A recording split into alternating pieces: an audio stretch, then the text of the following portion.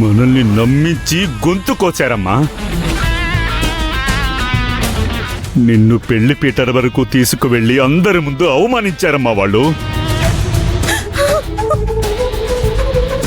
ఇప్పుడు నీ మనసులో ఉండే బాధ, కోపం అవన్నీ నాకు తెలుసమ్మా. అవన్నీ నా మనసులో కూడా ఉన్నాయమ్మా. నేను రాజకీయ నాయకుడిని కదా, 4 చోట్లకి వెళ్ళాలి, నలుగురికి 4 మంచి మాటలు చెప్పాలి. ఇక నుంచి వాళ్ళంతా ఏమంటారో తెలుసా?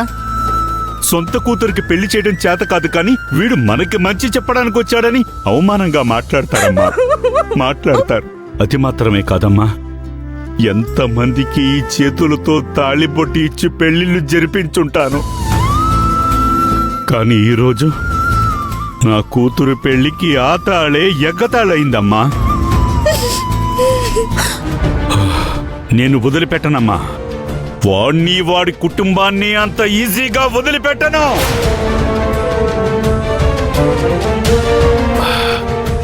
ధైర్యంగా ఉండరా, నువ్వు బాధపడకు. నా బంగారం కదూ, ఏడవకూడదమ్మా. ఈ నాన్నున్నాడు కదా, నేను చూసుకుంటానమ్మా. అర్చన, ఏదో చెడులో ఒక మంచి అనుకోమ్మా.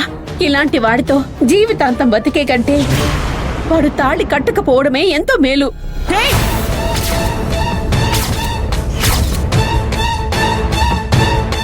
అమ్మ అని కూడా చూడను. నాకు తారక్ కావాలి, నా సొంతం కావాలి. తను కట్టే తాళి నా మెడలోనే ఉండాలి. హే, తన దగ్గర ఏం మాట్లాడాలో తెలియకుండా మాట్లాడుతున్నావు. వెళ్ళెక్కడి నుంచి.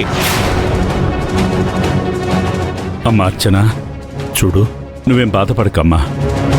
ఈరోజో రేపో లేక 4 నెలల తర్వాతనో వాడిని తీసుకొచ్చి నీ కాళ్ళ దగ్గర పాడేస్తాను. ఇది జరుగుతుంది. ఏమండి, మీరు నన్ను కోపంతో కొట్టినా పర్లేదు,